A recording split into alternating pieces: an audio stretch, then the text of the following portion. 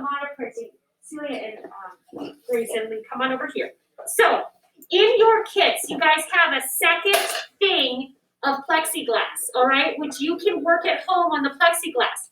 If you're in class, you're going to work on this rubbery thing called a jelly plate. It's just kind of fun. It's got some cool texture. It's really easy to clean off, but the same exact process can happen on your plexi. So what you need is a series of textures, and then you need inks, right, or paint, which I gave you guys a whole set of acrylic paints, which work really, really well. So you just have to come up with a whole range of stuff. The idea behind a monoprint is that you get one single print, and then you can't recreate it. So it's a mono print, one print. But what I love about it is you can use it for lots of backgrounds of things. If you want to rip it up and collage with it, if you want to print on it for some of our other print processes, whatever you want to do with it, I want you to just play and experiment. It's like finger painting with lots of tools. So what I've done is I have the smock on because I don't want to splatter myself. I want to use a series of brayers. In class, I have these texture brayers, but you also all have this kind of brayer as well. So you've got a nice variety. I also have an old sponge. I've got some bubble wrap. I've got some string. I've got some fabric. I've got foil. I've got a whole bunch of different kind of textures here. Anything that's going to create a texture that's kind of cool, you can play with. So very simply, the first thing that you do is you make sure you have paper, you have your plate, probably put a piece of newspaper down, and then your inks, right, your paints. So I'm going to do kind of a water scene. So I'm just going to squeeze literally just kind of a blob of paint onto my plate. So again, you can use your plexi, or in this case, I'm using the jelly plate, right? Now I'm just going to roll out my ink so that I'm just getting kind of a mix of colors. This is where it can splatter back at you, so just be aware. I'm getting just a nice kind of even roll of color onto the plate. Again, all this can happen on plexi. So now I have this kind of watery color. You see that kind of rolled onto the plate. It's nice and wet. And then I'm going to use a texture brayer, and I'm just going to roll onto it. Just kind of interesting. I'm just kind of curious what that's going to look like. I've got some little rubber tools. I've got some paint brushes. Anything that you can kind of draw into and onto the plate, however you'd like. Any way you can kind of remove information or ink or anything to kind of give it a more interesting effect. I've kind of texturized this whole thing, and then I'm going to lay some bubble wrap on there. I'm just going to kind of play. I love the bubble wrap texture. It's super cool. All right, so I'm pushing that down, the bubble wrap, kind of pull it away, and then I'm ready to print. I've got some paper. I just push with my hand evenly, and I'm getting really cool textured print. All right, let me come up and show you guys that. So see all that cool texture? That's my first print. Now I'm going to layer over top of it. So I get one print. That's all I get. However, I'm going to do a ghost print. I want to get some of that extra ink off of there.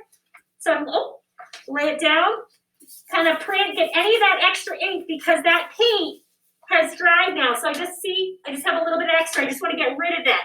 Now I'm going to put some more color in here and do some more textures. Okay? Now you can play. Use the same brayer, use another brayer, use paintbrushes, however you want to kind of adhere the ink onto the surface. I'm using a little bit more ink this time because I'm going to use a brayer that has fish on it for my little underwater theme here. And again, I'm just kind of covering the plate. See that with ink? Now this has fish on it, which are kind of fun. And let's see what that looks like. All right, I'm going to use my same print here because I just want to play. And then I push down. Make sure there's no bubbles. I'm just pushing with my hands. And there's some fish. Look at that. Isn't that cool? There's some fish on there. See? There's some fish textures on there. Now, I'm going to do a ghost print again because I've got a lot of ink here. I'm going to roll a little bit out, just kind of whatever my residue ink is. And then I'm going to play with another texture. I've got a heart of corrugated cardboard here, which is kind of fun. See what I got with that. I'm pressing it in to the ink. Yep, I got a little of that. And then I'm going to put some texture on there that I'm not going to remove. I'm actually going to keep it on the surface just to kind of block out areas. So I'm just kind of playing with different textures. I've got some screen material here. Who knows what this will all look like? And that's what's fun about it. This creates really nice backgrounds. So I'm pushing pretty hard. It's going to block out some areas of ink and keep others exposed. Oh, cool. See how it blocked out? So it very deliberately blocked out areas. See, this is where I laid the screen material, the foam, some of the paper, and I'm getting kind of this cool effect, right? Watch what happens when I remove those other things. See the corrugated heart right there? Watch what happens. I'm going to remove these now. And now I'm going to put my heart on here. And now, let's print it right on top again. Now I'm blocking out and see what I get if I get any other ink in those areas where there was a blockout. So now I've got some residual ink. So you're creating these kind of textured backgrounds that are very abstract.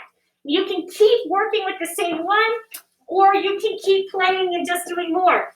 I've got colorful paper here. I gave you guys colorful paper in your kits as well. It's just about experimenting. I want you to make about 5 of them, but you can make 20 if you really want. You can just keep printing, keep playing as much as possible. The more ink you use, the more interesting kind of the textures and the squishiness will be. Some really good textures are string. String is always a good option. Any kind of textured fabric, burlap, foil, bubble wrap, saran wrap, cardboard pieces, cardboard. Another one that's really good is your stencils from your cutouts. When you're cutting your stencil words out, let me pull some stencils out here. This is really cool. I'll do one more showing this part. And I'll do something with foil too. I'm just pulling a couple little stencil letters out to see how that looks. So if you're cutting your stencils out, keep them because they might be great for this process. So let's do another color here. I'm adding more ink right now. I'm going to do some purple action now. And work fast because the ink does dry, but part of the drying is kind of fun too. I'm making it kind of look tie-dye. Now I've got my foil here, and I'm going to press in, kind of create weird texture prints. And then I've got these letters, right? I'm going to put them backwards because remember, everything prints the other way. And let's see how those look. Just kind of be interesting with them. Okay, now let's do a little roll with another kind of pattern here.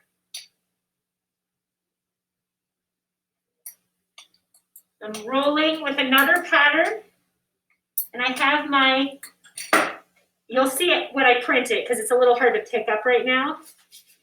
And I'm going to print